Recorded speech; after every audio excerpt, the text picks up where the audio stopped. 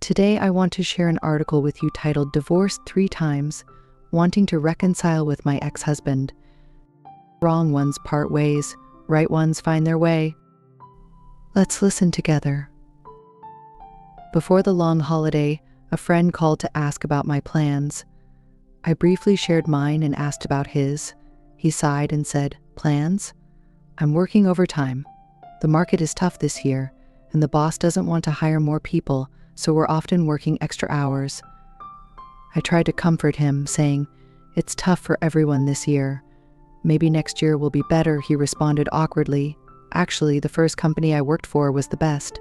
Since leaving, I've switched jobs twice, and each one has been worse than the last." I felt sorry for him but didn't know what to say.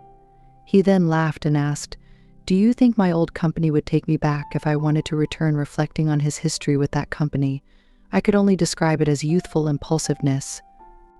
It was his second job, and he was very satisfied with the treatment and position.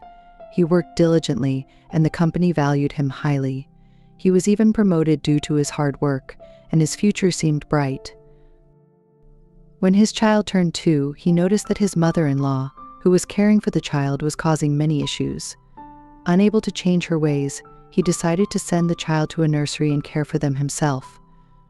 However, the nursery ended earlier than his workday, and he didn't want his mother-in-law to influence the child further.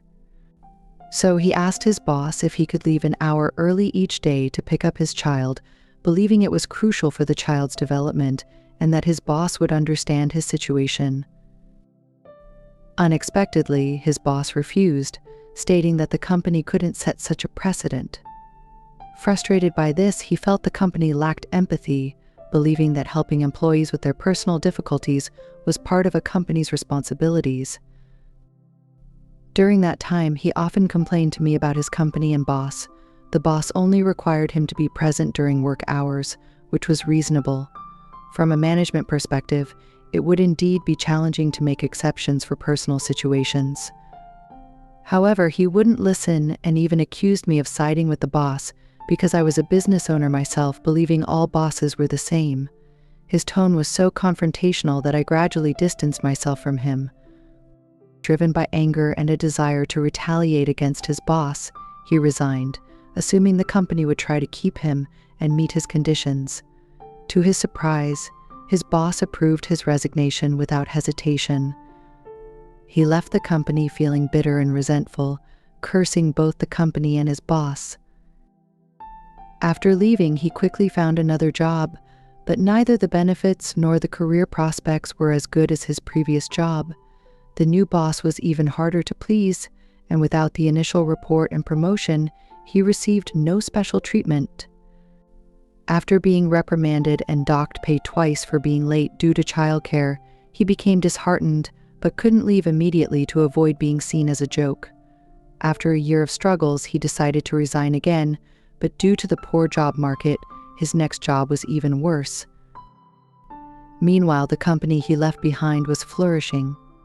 His former subordinate was promoted and now earned 5 times his current salary with a promising future. Many people speculated that his departure paved the way for his subordinate's success. After the holiday, I heard that he did try to return to his old company, but his boss politely declined. Given how he badmouthed the company and the boss after leaving, it wasn't surprising. He had burned all his bridges. Similarly, I remember a story from an early reader who divorced her husband over a trivial matter because he didn't enthusiastically support her buying something impractical. She was furious and insisted on a divorce, despite my advice that marriage shouldn't be taken lightly. She divorced and quickly remarried despite her ex-husband, who had suggested they take time to cool down before finalizing the divorce. Her second marriage ended within 3 months because her new husband was far worse than her ex. In an attempt to prove that her second marriage was an exception, she married a 3rd time, only to be cheated out of her money and then abandoned.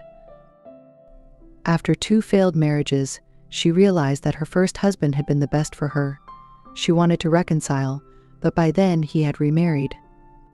She caused a scene, wanting to remarry him, but his new wife rebuked her, saying, "You didn't want such a good husband yourself." Now you come back to snatch him away. Have some self-respect. She ended up alone, her life in shambles. Some people can turn a good hand into a winning one, while others, even with the best cards, manage to lose everything. Remember, emotions are the most useless thing, especially when one's temper exceeds their capabilities. Impulsiveness is the devil. Once a person can control their emotions, they can control their life. That's all for today's sharing. Feel free to leave a comment and let me know your thoughts. Don't forget to like and share with your friends. No matter what, I'll always be here with you.